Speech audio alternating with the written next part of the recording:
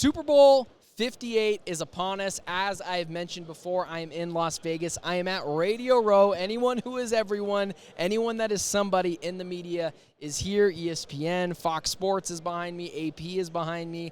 It has been crazy. I've seen Josh Allen walk by today, TJ Houshmandzadeh, Michael Wilson of the Arizona Cardinals, Trey McBride of the Arizona Cardinals, Cameron Jordan. I bumped into him, and yesterday I decided it'd be a good idea to start vlogging like a 25-year-old kid that was just living in the new day and age of social media, and I ran chest first in to Cam Newton. So that was a story that I'll be telling people for a long time, which was great. And I'm just going to go ahead and tell you guys right now, Cam Newton, physical specimen. He's listed at like 6'5", 250. He's bigger than that. He is an impeccable, incredible athlete. We are here talking San Francisco 49ers, Kansas City Chiefs. So let's dive right into this game. On the Kansas City Chiefs side, there is a multitude of narratives. There's the Taylor Swift craziness where people think that it's just a big conspiracy to get Joe Biden reelected, which I think is just hilarious. The Travis Kelce aspect of it, where the podcaster, the dating Taylor Swift, the defense that is continuously getting looked over because they have a quarterback in the other narrative, Patrick Mahomes, who is the best quarterback in the NFL, and it is not close. And on the Niners side, there is a multitude of narratives. They are seen as the heroes, the Avengers, if you will, in this aspect. You got Brock Purdy, Deebo Samuel, Brandon Ayuk, Christian McCaffrey, Trent Williams, Travarius Ward. It is a star-studded Pro Bowl-like lineup. So let's get into this game. Brock Purdy can shock the whole world this Sunday. He can walk in to Allegiant Stadium and light it up. Now, Brock Purdy has not shown me in this playoffs he is capable of playing at an elite talent for consecutive games, for consecutive quarters at this point. It has been a very up and down trend for Brock Purdy. Here's what I will say about Brock Purdy, and 49ers fans don't like when you just say honest things about Brock. Is he a top 10 quarterback? Yeah, he's probably number 10. But what else about Brock am I a little worried about with him? He hasn't put together a string of passes, a string of quarters, a string of drives together to show me that he's that elite talent that 49ers fans are telling me that he is. So what do I think the Chiefs are going to do to Brock? Well, similarly what they did to the Baltimore Ravens. They're going to bring a lot of pressure. They're going to go at him with 6, 7, just straight man across the board, cover zero type coverages, and just come after Brock Purdy. And now if Brock Purdy can prove me wrong, can prove the national media wrong, and show why he's an elite talent, he'll carve that up. Lamar Jackson couldn't do it, and I think Lamar Jackson is a much better talent and player than Brock Purdy has ever been in this league. 2-time MVP. So what can I see from Brock? I can see him come out and lay a real egg. You know, we've talked about what he has to do to prove guys like me wrong. I think if they win this game, he won't be considered the MVP. I don't think he is capable of playing at a Super Bowl MVP type of level. I've just never believed that with Brock Purdy. So if I believe that they win this game, it's probably going to be the Super Bowl MVP Christian McCaffrey or Deebo Samuel or whatever of that aspect. Here is my real theory with Brock Purdy and what I think is going to happen this week in Allegiant Stadium. I think the Kansas City Chiefs are going to bring 6, cover 7, bring 7, play cover 0 type defenses, and make Brock Purdy make reads on an instant. He's got a small frame. We've seen him get crumpled up in that pocket before and throw real ducks, and let's just call it what it is, Niners fans. It's okay. He's won the last 2 games. He has shown that he has thrown many interception-worthy passes that have not been caught by the grace of God for Brock Purdy. What I think is going to happen, and it's going to be an interesting narrative for Brock Purdy, is either he's going to be considered, because I don't believe he's going to play as well as maybe someone else thinks, he's going to be considered the worst quarterback to win a Super Bowl, or he could be put in this category of If he plays bad and loses an opportunity to win this game, squanders the opportunity to bring home a Lombardi trophy to the Bay Area, I believe Brock Purdy can be put in a position to where he could be replaced. Now, do I think that's going to happen? Probably not. But Brock Purdy, if he plays poorly in this game, will be looked upon as a guy like Jimmy G. Niners fans don't like to admit it, but in 2019, Jimmy G had very similar stats to Brock Purdy, maybe not as good. I'm well aware that Brock Purdy is better than Jimmy G, but if Brock Purdy loses this game, what separates him from Jimmy Garoppolo to him? What does?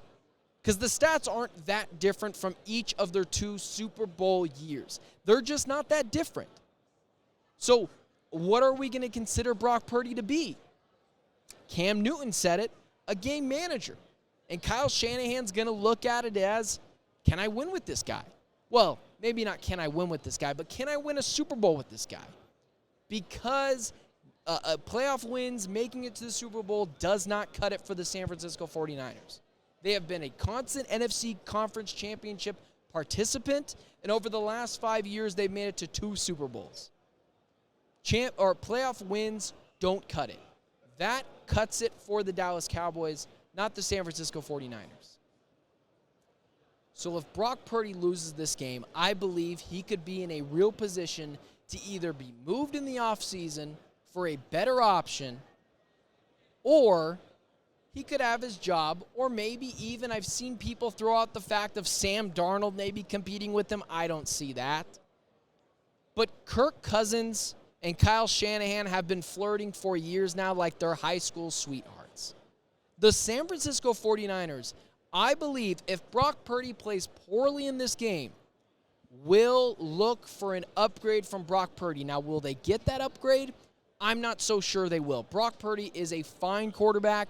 He's a good quarterback. He is not an elite quarterback. He has not shown in the playoffs, although he has shown up in timely instances, he has not shown consecutively that he can carry you throughout a full playoff game. He hasn't really been able to put together elite quarters at this point consecutively. He's had moments, he's had instances, but make no mistake, if he plays poorly in this game, the San Francisco 49ers will look for an upgrade.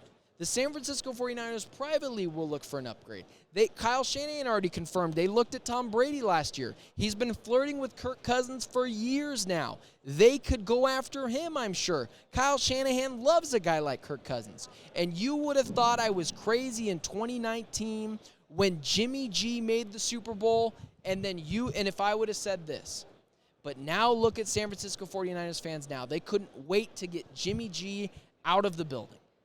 So there's my take on the San Francisco 49ers. The Kansas City Chiefs, I believe the Kansas City Chiefs are going to go out and win this game. I picked against the Kansas City Chiefs against the Baltimore Ravens. I picked against them against the Buffalo Bills.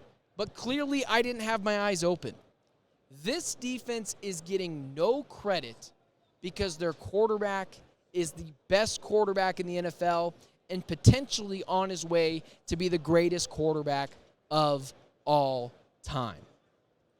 I think the Kansas City Chiefs are going to win yet another title, their third in 5 years, simply because I don't believe Brock Purdy, who has struggled with the Green Bay Packers and the Lions defenses for halves, for stretches, that I think he's just going to turn it on against the Kansas City Chiefs, who is probably the best defense in the NFL to this point. We thought it was the Ravens. I'm guessing no one thinks that anymore because the Kansas City Chiefs defense has been dominant, has been stifling, has been killing teams all year, and we've just looked against it because Patrick Mahomes is on the roster. Andy Reid on a bye, look up his record. It's very, very good. Travis Kelce is playing like he's dating the world's biggest pop star. Oh, wait, he is.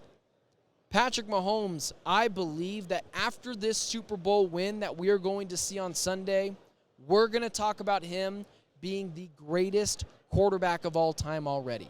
He's got better stats than Tom Brady.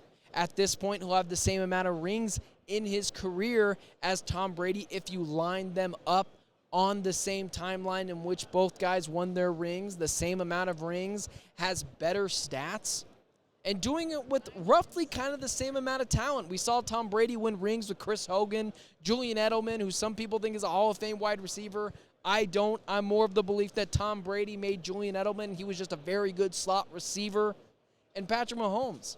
If Patrick Mahomes wins a Super Bowl with Justin Watson, with Kadarius Toney, with Mecole Hardman, with Marquez Valdes-Scantling, and then anchoring that with Travis Kelce, you have to put him in the argument as one of the best, if not the best, quarterback of all time. And we're going to talk about that come Sunday night when the Kansas City Chiefs win this Super Bowl, his third ring in his fourth Super Bowl appearance.